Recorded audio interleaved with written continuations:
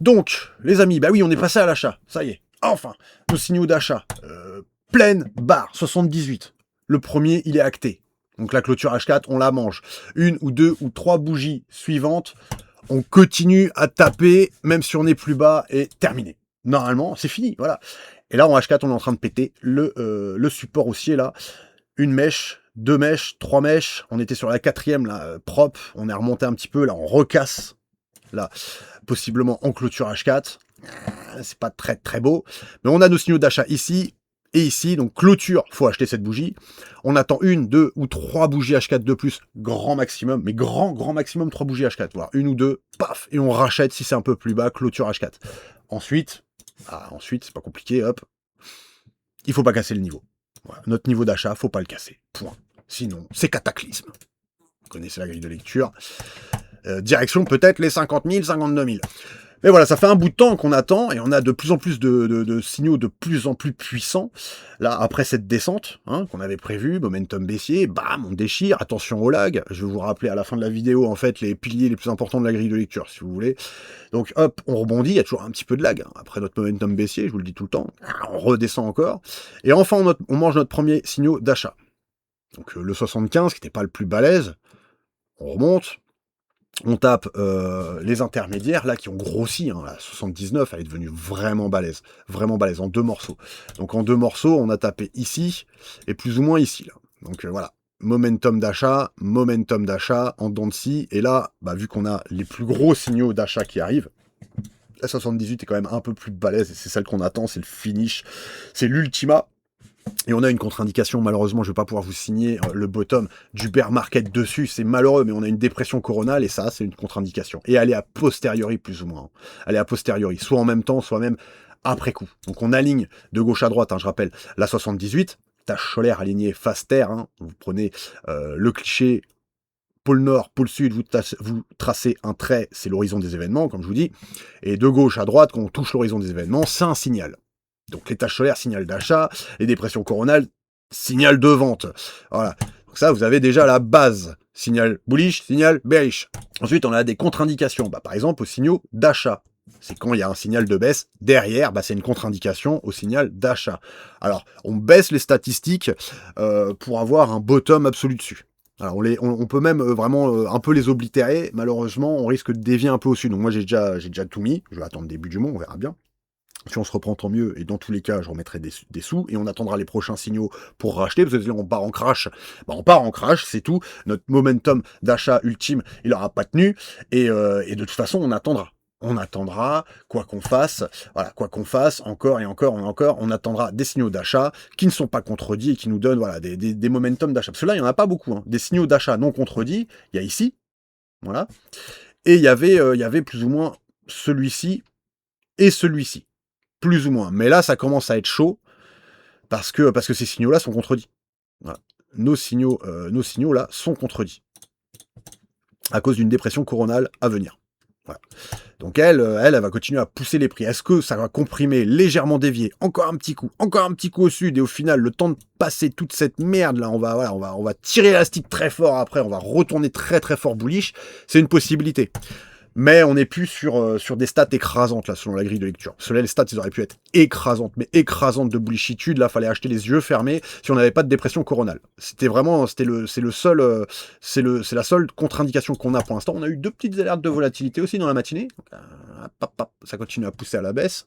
On vous dit, téléchargez l'application Space Weather Live, activez toutes les notifications et vous verrez par vous-même les synchronicités. Ça se répète encore et encore et encore, c'est tendancieux, vous pouvez le parier après. Donc en intégrant ma grille de lecture à vos grilles à vous de prédiction et d'analyse sur les marchés. Donc la Bitcoin dominance, elle chute, c'est bien quelque part, c'est bien pour l'instant, parce que reverse, ça fait souvent des reverse sur les aliments de tâches solaires. Une fois qu'on a fini tous nos momentum d'achat, a posteriori, il se passe peut-être quelque chose. En attendant, il y en a une belle structure épaule, tête, épaule, là, et puis le support, et puis si on casse, pas grave, ça va être entropie sur les altes. S'il y a un crash mondial, ça va être saignant, mais à point sur les altes.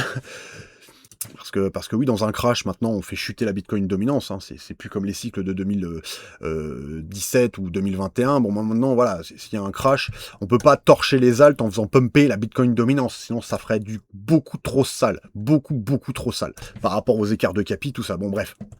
Donc après, si on a le marché qui repart à la hausse par les alts, et puis que là on casse le support, et puis bon bah voilà, on va revaloriser le marché et ça va gaver plus les alts qu'autre chose, tant mieux. On regarde le Other.d. Donc là on est en H4, hein, mais bon, on peut comprimer, on voit quand même bien la résistance qui est plus ou moins ici, avec deux touchettes pour l'instant, c'est tout. On attend vraiment que ça, voilà, que ça latéralise. Alors après, reprendre un petit peu de poussée, rester à ces niveaux-là, pourquoi pas. Ça éviterait que le marché, s'il reprend en pleine barre, que là on fasse ça comme ça, et que ce soit Bitcoin first. Voilà, histoire que nos alts prennent quand même un minimum aussi dans cette reprise. Mais pour l'instant, en H4, voilà, faut voir si on va casser les plus bas. Il n'y a pas de structure véritable là. En plus, on latéralise après cette énième touchette rejet, on latéralise. Point. Donc le Total 3 quand même sensiblement plus bullish que BTC. Pour l'instant, on est en train de creuser les bas de mèche là. Que sur le Total 3, ça a l'air voilà, les clôtures tiennent encore et encore à la hausse. Là. Pour l'instant, c'est intéressant. Sans plus, voilà.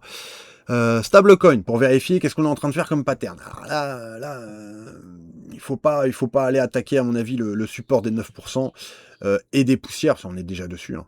Le support, il est là, plus ou moins, hop, tac. Voilà, ici, en dessous, la compression là de prix, paf. Je regarde bien les 9%, c'est ici, tac. Donc on projette, hop. Mais dans tous les cas, ouais, les 9,20%, bref, aller rechatouiller la TH, très très mauvais signe là. Surtout qu'on a fait de multiples contacts. Quand on regarde en weekly, voilà, cycle passé, hop, hop, hop. Et là, à nouveau, bah, ça colle. Et comme je vous disais, attention si on pousse encore. Et puis après, attention si on décapsule. Ça va faire mal. Parce que théoriquement, pourquoi pas le discovery un petit peu sur la dominance en stablecoin de l'USDT. Vu la courbe d'adoption, même si là elle se tasse en logarithme, bah il y a peut-être encore un petit peu de poussée à faire, de bear en bear market, encore. Voilà. Donc aller chercher un ATH ici, là, pour enfin signer le véritable bottom, bah ce serait pas fou. Ce serait vraiment pas fou. Voilà, ce serait un signe aussi. Parmi d'autres où, bon, bah voilà, on a encore une occurrence là qui nous dit faut commencer à taper encore plus fort, etc. Bref. Ether face au dollar, bah comme je vous dis, toujours cette inquiétude avec ce support. Pour l'instant, on est venu poser dessus, hein, même en clôture, là, en clôture plaisante. Ouais, ça devient compliqué là. Ça devient compliqué. Les petites touchettes, plus ou moins, ici, plus pertinent quand même. Une belle clôture franche, danger, Ethereum, danger, re-danger. Chaque vidéo, je vous dis, danger, pour l'instant, Ether, danger. Ether face à BTC, danger. Pour l'instant, danger aussi, comme je dis, pour l'instant, on a de la bougie à ravaler, minimum. On a une latéralisation douce qui commence, mais il n'y a rien de spécial. Hein. En weekly, il n'y a rien. Il n'y a rien quand on regarde le truc en weekly, là, depuis très long terme. On ne va pas chercher des validations en 4 heures ou en daily. Là, il nous faut du weekly, du monthly comme validation là sur Ethereum, sinon on n'y touche pas à ce truc-là. Hein. On n'y touche pas. Hein. Ça se trouve, le truc va rester bearish face au Bitcoin pendant encore... mais peut-être même pendant encore des années, hein, si on vient toucher de toute façon le support là, des 1.8, là, 1.7 et quelques, 1.77 de valeur en pourcentage d'un Ether face à le Bitcoin, bah voilà, tiens, on répond plus de rien. Hein. Le marché il répond plus de rien parce que là ça fera quand même une belle structure en épaule, tête, épaule descendante, support, multiples touchettes là à nouveau, DM qu'on pourrait absolument qu'on pourrait tamponner si on casse et qu'on fait les grosses clôtures. Quand on regarde par exemple au-delà du weekly, hein, le trimestriel littéralement. Voilà, un trimestriel clôture inférieure ici, clôture basse, bah on est mort.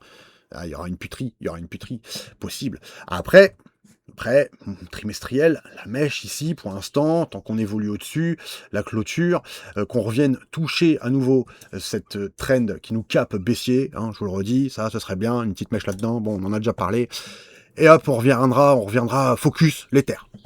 Il a retouché, il a remis un petit coup de force, il a à nouveau rendu pertinent cette trend baissière, on verra à ce moment-là. Encore monthly quand même, minimum, ce serait bien. Prendre le temps de faire au moins une monthly qui vient toucher à nouveau cette trend. Donc pour l'instant, on touche pas. Ah, l'Ether, le QRL, je vous en avais parlé dans la vidéo précédente, bah, il chute bien, c'est cool ça, c'est cool, parce que bah, on commence à focus, hein. On commence à focus, point barre. Moi, ça fait des années, bon, là, d'étage en étage, encore et encore et encore, hein, pas possible de FOMO, pas possible de FOMO, ça commence à chuter, on commence à peine à focus, point barre. Voilà, on va regarder après les niveaux, on va regarder où est-ce que jusqu'où ça tombe, parce que là, on peut aller jusqu'aux 40 centimes, 42 centimes, 42, ce serait pas mal. Ce serait pas mal pour moi. 42 centimes, ouais, bien sûr que je tape sur le QRL. Juste, comme je vous ai dit dans la vidéo passée, juste pour la poignée de coins miracle. Voilà. Au cas où qu'il y ait le feu quantique qui se déclenche sur Internet de la part d'une ou deux nations là, qui posséderait le point de suprématie. Alors, à partir de là, non. Non, là, j'ai ma poignée de tokens, là, venez, c'est quantum résistant. Alors, on a un bunker qui pourrait supporter les missiles quantiques, voilà, qui pourrait être balancé là sur les réseaux. Donc BTC après, quantum proof, pas quantum proof, quelque part pour l'instant il est plus ou moins à l'abri, parce qu'il faut quand même déployer une énorme quantité de puissance là sur BTC, même s'il est miné de façon traditionnelle avec des processeurs hein, traditionnels, c'est pas les processeurs quantiques, on en a pas encore là dans le commerce, évidemment.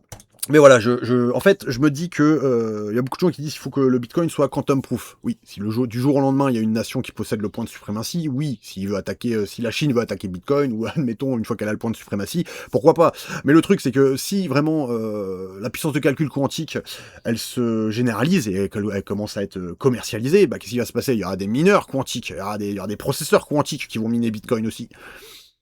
Donc son hash rate va exploser le plafond, quoi. Ce qui va massivement augmenter sa sécurité face aux autres processeurs quantiques. Là, comme nous, à cette heure-ci, il y a bien des salles serveurs là, avec des quantités astronomiques de puissance de calcul là, qui peuvent être déployées, qui pourraient peut-être servir à hacker certaines blockchains, mais bon, voilà, le coût. Et puis de toute façon, la technologie évolue pour Bitcoin comme pour les serveurs centralisés qui pourraient être utilisés pour faire des attaques 51, par exemple. Donc je suis assez, voilà, je relativise un petit peu sur le El Famoso problème de hack quantique sur Bitcoin. C'est possible, mais c'est toujours une question de qui possède le bâton en premier et qui va taper en premier. Et il se pourrait que voilà, Bitcoin ne soit peut-être pas spécialement visé, qu'il ait le temps de se mettre à jour, etc. Mais bon, bref, la petite idée fixe. Hein. Dans tous les cas, le quantique à surveiller, bien sûr, très important. Donc très long terme. On avait le Ray que je surveillais vite fait. Le support est joli, mais en H4 c'est pas très joli. C'est joli parce que bon il est là le support et on latéralise après cette chute et tout. Donc très bien. On enlève le support. Ça peut être intéressant de commencer à s'intéresser au projet. Là au niveau des mouvements de prix etc. Mais le support il a été beaucoup trop travaillé là pour l'instant. Voilà, si on regarde bien comme ça, c'est pas dégueulasse non plus, mais c'est pas super jojo non plus. Ça peut être dangereux. Donc voilà, touchette, 1, 2, 3, 4, 5, 6, 7, 8 touchettes plus ou moins là. Donc voilà, à un moment donné, plus le support est pertinent, plus la trend est pertinent, plus à un moment donné, le prix va vouloir l'exploser quoi. C'est un magnète, hein, ça magnétise le prix. Moi, c'est mon explication. Bref. Voilà, trop de contact, ça pousse le break. Voilà, trop de contact, trop de propreté, trop de netteté sur la géométrie des contacts, et là, à un moment donné, ça pousse l'envie là de break. C'est tout. Bon, sans plus, le link qui tient pour l'instant, ces jolis petits bottoms, là, quand on regarde en H4, c'est pas fou. On a fait double touchette ici. Il n'y a rien de bullish spécialement sur la config, mais, comme je vous dis, il n'y a rien de bullish sur la plupart des alts, hein, de toute façon, pour moi. Et en attendant, pour l'instant, on tient les clôtures, hein, de plus en plus hautes. Intéressant. Intéressant quand même. Voilà, avec le petit support là ici, la petite résistance ici qu'on pourrait break up si à un moment donné tout le marché se retourne, ça pourrait être joli. Bon, je vais checker vite fait. Voilà, les petits comportements comme ça, et comme je vous dis, c'est l'accélération au sud hein, qui pouvait être dangereux là sur ce graphique.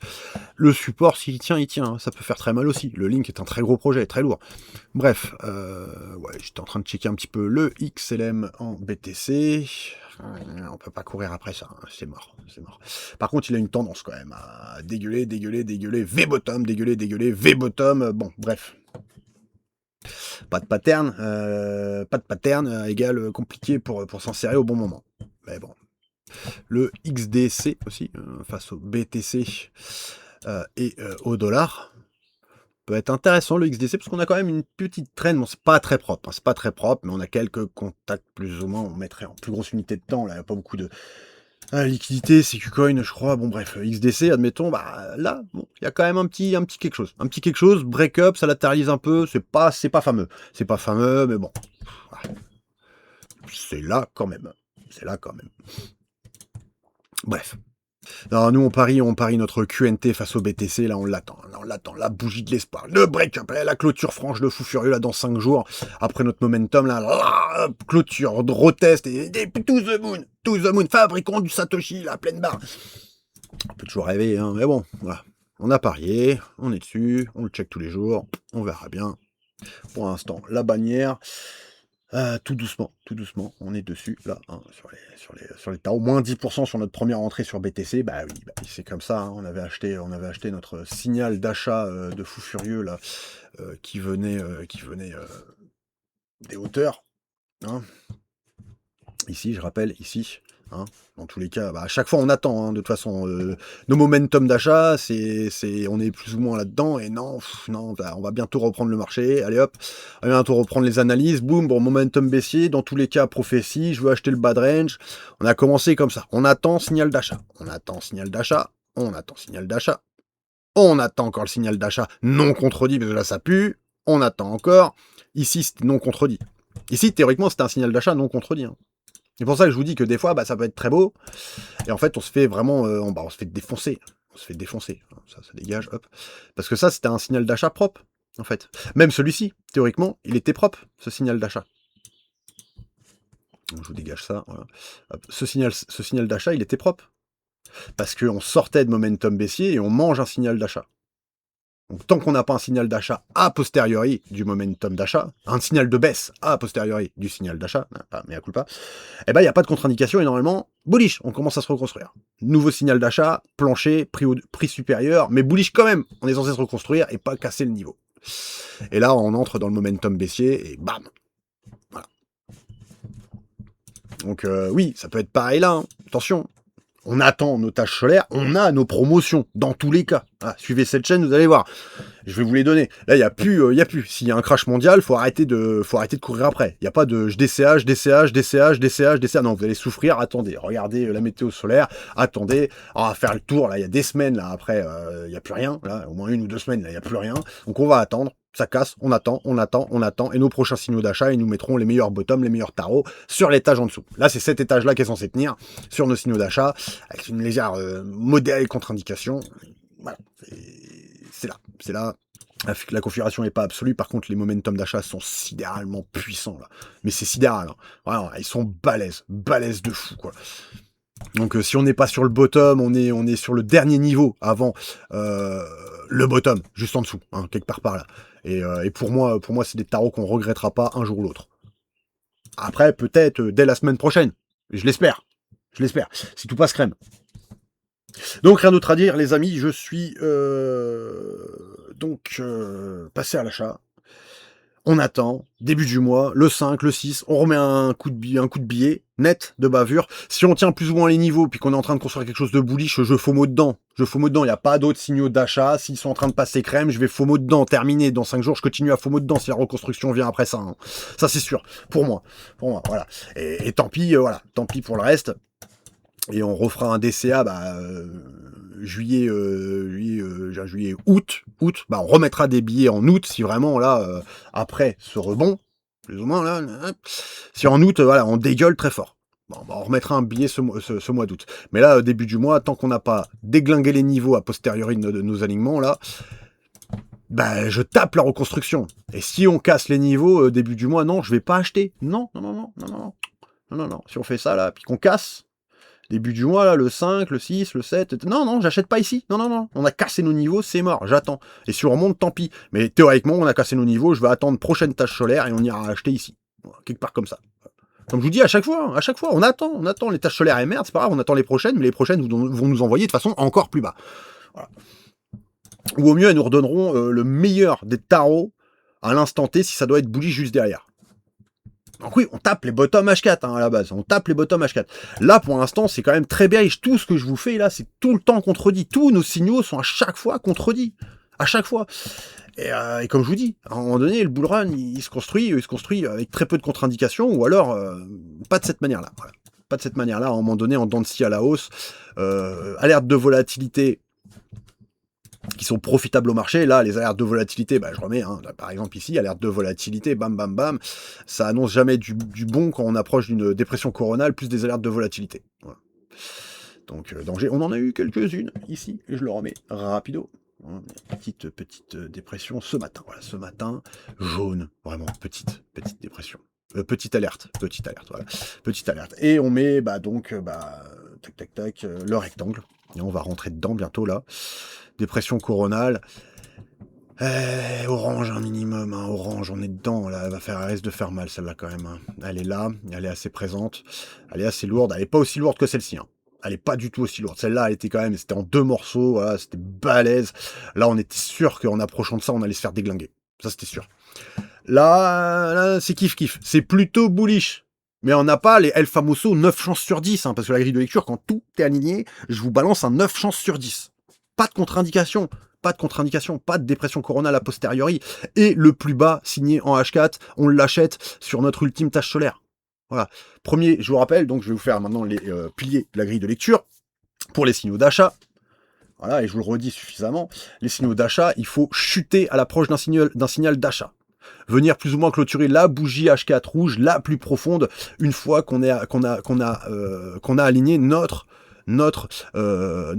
tâche solaire. Voilà. Donc c'est pas compliqué, on aligne de gauche à droite, comme je vous ai dit, tâche solaire alignée, boum.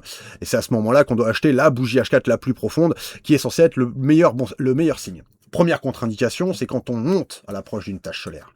Comme je vous ai mis ici, voilà. Tac. Quelles que soient les contre-indications, dans tous les cas, paf, ça c'est la pire des contre-indications. On monte, on attend une tâche solaire, on monte et on continue à monter, et on continue, on plafonne là sur quasiment les hauteurs là. C'est n'importe quoi. Ça c'est très très mauvais signe. Premier pilier de la grille de lecture sur les signaux d'achat, on ne monte pas en approchant d'une tâche solaire. Ça, premier pilier de la grille de lecture, on le déglingue. Donc il n'y en a plus que 2. Voilà. Et c'en est un qui est quand même très, très contre-indiqué. Et là, deuxième pilier de la grille de lecture, pas de contre-indication pendant ou après. Les 2 types de contre-indications, ce sont des dépressions coronales ou des éruptions solaires. Alerte de volatilité, comme je vous dis ici, symbolisée par des éclairs. Voilà. Ça, c'est mauvais signe a posteriori de l'alignement de la tâche solaire. Et sinon, on a le bottom, pas de dépression coronale a posteriori, pas d'alerte de volatilité a posteriori, et théoriquement, là, on a un signal d'achat propre où on peut augmenter massivement les chances de choper quasiment le bottom dessus et d'avoir un différentiel à la hausse. Voilà. Ça, c'est la les premiers types de signaux donc d'achat. Les dépressions coronales, ça fonctionne exactement pareil quelque part, mais à l'envers. Donc si on a à un moment donné des signaux d'achat pendant une dépression coronale, c'est pas parfaitement bearish. Voilà. Là, ici, on était parfaitement bearish. On rentrait dedans, il y avait des signaux d'achat très loin, donc après notre momentum de baisse. Donc très bien, hein, les signaux d'achat sont après notre momentum de baisse, donc notre momentum de baisse est pertinent. Voilà. Après, dans tous les cas, même s'ils ont lieu avant nos signaux d'achat, si on casse les niveaux, etc., ça peut être très violent. Mais il y a quand même une contre-indication sur nos signaux de baisse, c'est quand il y a trop de tâches solaires en même temps ou juste après. Faut faire gaffe quand même à ce que on ne se reprenne pas à la hausse très fort et donc ça baisse les stats d'avoir une déchirure propre et belle à la baisse là une fois qu'on est sous aura baissière. Donc nos dépressions coronales ici. Voilà. Tache noire qui transite de gauche à droite jusqu'à l'horizon des événements et a posteriori. Après, au niveau des alertes de volatilité, principalement sur une dépression coronale, il y a plus de chances quand même que ça fortifie le signal à la baisse, par moment. Surtout s'il n'y a pas de tâche solaire. Il n'y a pas de tâche solaire, il y a une dépression coronale. Les alertes de volatilité ne sont pas une contre-indication a posteriori ou même pendant. Au contraire, ça peut augmenter. Donc voilà, ça c'est pas pareil. Mais voilà. Je pourrais vous donner ça comme indication. C'est léger. Le gros du gros, c'est surtout, surtout plus on monte à l'approche d'une dépression coronale, hein, plus on remonte à l'approche d'une dépression coronale, et plus on approche de l'entrée dans la dépression coronale, dès que le noir commence à se faire face terre, hein, plus ou moins, on est déjà dedans, d'ailleurs, là en ce moment, hein, on est déjà dedans, tac, sûr. Voilà, la clôture, elle est pas belle, hein, elle est pas belle. C'est pas grave. Donc voilà, pareil, ça c'est un marqueur, premier pilier de la grille de lecture. Pour les signaux de baisse, il faut monter à l'approche d'un signal de baisse. Et il faut baisser à l'approche d'un signal d'achat. Ça c'est le premier pilier de la grille de lecture pour que ça se passe bien. Après, si ça se passe pas comme ça, vous baissez les chances que ça fonctionne. Voilà. Après, rien n'est absolu, hein, comme je vous dis, c'est des tendances. Bah, elles sont flagrantes quand même, hein, depuis le temps que vous suivez cette chaîne avec moi. C'est flagrant, on est d'accord, c'est flagrant. Ça marche, il y a quelque chose. Hein. Moi, j'ai envie de le dire. On y croit, on n'y croit pas, hein, après. Moi, je vous balance les récurrences. Si vous pensez que... voilà, il y a à voir, il y a à voir. Voilà. Après, grosso merdo, je vous ai donné les 2 signaux de vente et d'achat, là, avec plus ou moins leurs contre-indications. Et la prophétie, El Famoso, parce qu'il y a d'autres choses à savoir, etc. Il y a aussi les métriques sur le magnétomètre qui peuvent servir sur du plus court terme, etc. Bon, il y a plein de choses. Mais on a aussi Mercure rétrograde, qu'on étudiera bientôt, parce que c'est pas tout de suite, c'est dans plus d'un mois là qu'on va avoir Mercure rétrograde, et ça, donc c'est une grosse purge sur le marché à venir. On verra à ce moment-là, si on est bien monté sur les prix d'ici un mois et demi, je crois, on verra. Bref, mais on a une prophétie. On a une prophétie, par exemple, quand on est en bear market, et c'est celle-là que j'essaye de vous balancer la plupart du temps, en fait. Attendez, hop, je récupère la souris. Et bah, c'est que le bottom H4 dans un dump, hein, dans un bear market du moins, hein, qu'on latéralise tout doucement et qu'on aille chercher tranquillement la H4 la plus profonde, ou qu'on dump jusqu'à l'entropie de la H4 la plus profonde, dans tous les cas, la H4 clôture la plus profonde, on veut une tache solaire alignée à cette bougie-là. À partir de là, on a une belle tache solaire alignée, on n'a pas de contre-indication, puis on repart bullish. Et ben normalement, théoriquement, le bear market, il pourrait être signé là-dessus. La fin du bear market pourrait être signée là-dessus, parce qu'on a eu ça, les 2 derniers bear markets, tout simplement. Donc il n'y a que 2 occurrences. C'est une petite prophétie, je vous la balance comme ça, parce que c'est celle qu'on cherche. Voilà, donc ouais, qu'on cherche à réaliser. Mais on verra, on verra. Dans tous les cas, on suit nos signaux d'achat, on attend nos taches solaires, on obtient à chaque fois nos promotions. Et on voit si ça tient a posteriori, sinon c'est cataclysme plus plus. Ah, je suis désolé. Pour ça, après, c'est la grille de lecture qui nous le dit. Dans tous les cas, là, vous n'êtes pas sûr à 100%. Hein. Ah non, non, non. On n'est pas sûr à 100%. Et donc là, il faudrait de nouvelles liquidités. Il faut bien attendre la fin de l'alignement là, de nos derniers morceaux de tache solaire. Ici, numéro 78, qui vient de gauche à droite. Et il faut que notre signal, là, cette tache, toutes ces taches là solaires, il faut qu'elles soient à droite du cliché. Voilà, faut que tout ce merdier soit à droite du cliché. Plus ou moins, mais vous tracez un trait, pôle nord, pôle sud. Je vous le rappelle, ça c'est l'horizon des événements. Tout ce qui passe dessus, de gauche à droite, nous donne un signal. Tache solaire ou dépression coronale, qui à cette heure-ci est en train de nous toucher aussi. Bah voilà. Donc vous avez tout, les amis. Maintenant, vous pouvez aller regarder la grille de lecture. J'ai mis quelques petits trucs en plus. Hein. Ça reste une espèce d'alpha 0.5. Voilà. Il y a la moitié qui manque, c'est pas organisé, etc. Mais il y a plus de data quand même dedans. Il y a l'historique aussi de certains canaux que j'avais essayé de faire. Donc un canal privé, un groupe privé que j'avais fait, accessible gratuitement, là, via le canal public, enfin le groupe public, il y a un groupe public et un groupe privé. Le groupe privé, on l'a abandonné. Voilà. Mais il y a toujours l'historique d'une petite année d'analyse aussi dessus.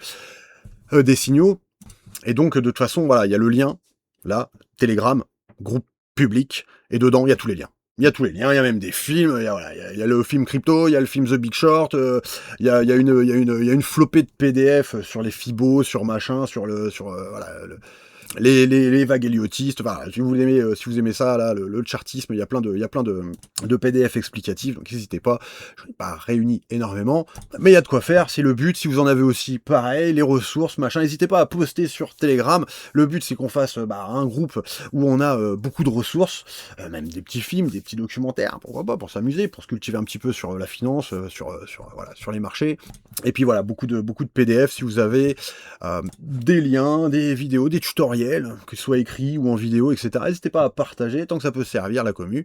Le but, c'est de réunir des ressources, réunir des connaissances, réunir des points de vue aussi, différents, contradictoires aussi, pour pouvoir justement se faire une opinion personnelle dans notre coin, en bon entendeur, avec tout ce qui pourrait être posté justement sur le groupe. Donc n'hésitez pas, il y a un petit bot aussi, hein, je vous ai montré dans la dernière vidéo, on peut balancer quelques clichés comme ça. Si vous avez des pépites, n'hésitez pas, spammez-moi tout ça. On verra, plus ou moins, avec le temps. Et sur ce, ce sera tout. Terminé. Non, je veux dire, énorme momentum d'achat. Ça trempe de la patte parce qu'on a une dépression coronale juste derrière. Si on va engager un crash mondial uniquement là-dessus, ça me ferait chier.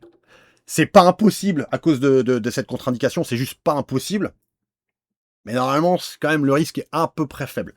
Et on devrait être en train de creuser là les meilleurs prix, plus ou moins, avec peut-être un peu de lag, malheureusement à cause de notre dépression coronale. Mais ça, c'est ce que j'espère. Malheureusement, c'est pas un signal en or. On n'a pas un premium, là. On a une puissance colossale sur nos signaux d'achat, mais colossale, mais on n'a pas un premium dans la grille de lecture, par contre. Voilà, c'est tout ce que je peux vous dire. Donc attendons aussi, après le transit de nos taches solaires, attendons aussi le transit de cette dépression coronale, que tout le noir, là, tout le noir est transité, là, à droite, là, de l'horizon des événements. Je rappelle, pôle nord, pôle sud. Faites un trait. Horizon des événements. Parce que oui, c'est un cliché vue Terre. Ça, c'est un télescope. Depuis la Terre, on regarde le Soleil. Donc, tout ce qui est en face, là, ça nous fait face. Ah, tout bêtement. Dans le principe.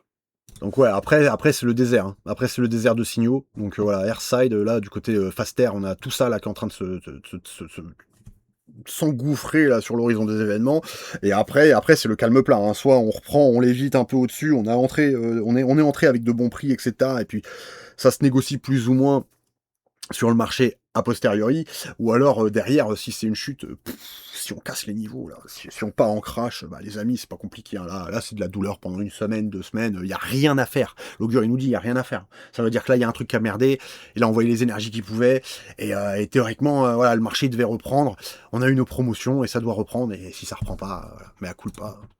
Parce que là, honnêtement, ouais, malheureusement, à cause de la dépression coronale, mais il n'y aurait pas eu de dépression coronale. Je vous aurais dit, il faut mettre patate de forain dans le marché. Ah, je tiens mes prédictions. Il n'y aurait pas eu notre dépression coronale. Je vous encouragerais à mettre pleine barre, pas forcément all-in, faites attention, etc. Mais après, c'est émotionnel. Ouais, je vous balance mon ressenti émotionnel d'oracle sur la grille de lecture. Il n'y aurait pas eu cette dépression coronale. Je vous aurais dit, mais chargez-moi comme des bœufs le marché. Chargez-moi ça comme des bœufs. On verra après. L'augure, là, il nous dit énormément de chance de qu'on le regrette pas, tout simplement. Ce sont des niveaux clés d'achat très très forts.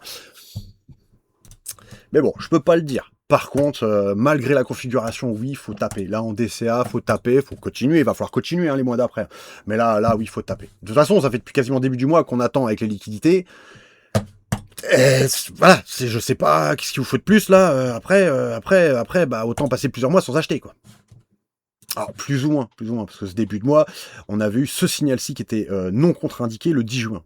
Il était beau. Et je vous avais dit, la vidéo d'avant, je vous avais dit cet alignement-là, vu qu'on a une dépression coronale avant, mais pas après, cette espèce de double combo là, médium, là, il va falloir l'attraper, il va être beau. Il n'est pas contredit. Il n'y en a pas beaucoup, hein, des signaux qui ne sont pas contredits. Ici, là, on en a eu 2, ils ont été cassés, plus ou moins contredits, mais c'était... Voilà, on le voyait venir, hein, on la voyait venir, la dépression coronale. Comme je vous dis, c'est voilà, ça c'est les notes de musique. Après, comment on regarde la partition, qu'est-ce qu'on voyait à l'époque, qu'est-ce qui était flagrant ou pas, bah ça c'est autre chose. Donc DCA, oui, il faut propulser un peu le DCA là. Hein. Faut propulser le DCA, faut pas forcément être parfaitement aligné avec la tâche solaire parce que on a une dépression coronale, donc n'hésitez pas à taper un petit peu dans la déviation, mais sans plus. Voilà, une fois que tout ça c'est terminé, bah on arrête. On a creusé les promotions, si ça continue à chuter, c'est qu'il y a un très gros problème. Et c'est pas dans une semaine ou c'est pas dans 2-3 jours qu'on va le résoudre ce problème-là. Hein. Ça, je vous le garantis, du moins selon l'augure. Selon l'augure, là, si ça merde, ça va être un cataclysme. Ça va être un cataclysme. Voilà, je réponds plus de rien. Hein. Je réponds plus de rien. La grille de lecture répond plus de rien si on casse le niveau. Et puis de toute façon, voilà, pas de signaux à l'horizon. Rien, nada, le désert de Gobi hein, à l'horizon. Donc ça va être une énorme traversée du désert. Voilà. Ultima les amis, pour les tarots actuels, je vous laisse seul juge, que la décentralisation soit avec vous. Voilà, c'est la plus importante vidéo sur le plus gros combo d'achat qu'on puisse trouver là. Peut-être cette année, là, ça va être le plus gros combo. Hein. De toute façon, de ce que j'ai vu, c'est le plus gros des combos. À part celui qui approchait juste avant le crash FTX. Je le rappelle. On avait eu aussi de très belles taches solaires qui approchaient. Mais voilà, bon, on est sur le top 5 en fait sur 10 ans là. Donc un paroxysme qui dure 11 ans sur le soleil. Enfin, il dure pas 11 ans, mais disons que c'est un cycle de 11 ans. On a un paroxysme qui dure quelques années, on va dire 5-7 ans en gros. Bah, sur les 5-7 ans où on a beaucoup d'activité sur le soleil, on est quand même sur le top 3 peut-être là des signaux, des taches solaires les plus balèzes qui nous est transité devant la gueule. Voilà, littéralement. Donc c'est beau, c'est historique, on en reparlera, on verra ce que le marché il va faire avec ce timing, cette chronologie et ces signaux. Voilà. De toute façon, le fric il est rentré et voilà, début du mois on va remettre. Terminada. Et on reviendra pour de nouvelles aventures sur cette chaîne, les amis, avec de nouvelles tâches solaires, avec de nouvelles promotions d'ici, pas tout de suite, hein, là, malheureusement. Mais vous avez attendu, on est en train de s'aligner, et on est en train de bottom, creuser, voilà, depuis le temps. Donc, bah voilà, comme je vous dis, suivez-moi cette météo du Bitcoin, au moins pour le DCA. Au moins pour le DCA. Vous savez pas, vous suivez la grille de lecture, on attend les plus grosses tâches solaires, encore et encore. On attend surtout de passer les dépressions coronales avant d'acheter. Au moins ça, parce que sinon, bah, c'est dinguerie hein, sur le marché, souvent, très souvent. Donc voilà, faites attention aux dépressions coronales, on attend après pour acheter, si on a une grosse chute, bah voilà, je vous ai offert des promotions grâce à la grille de lecture.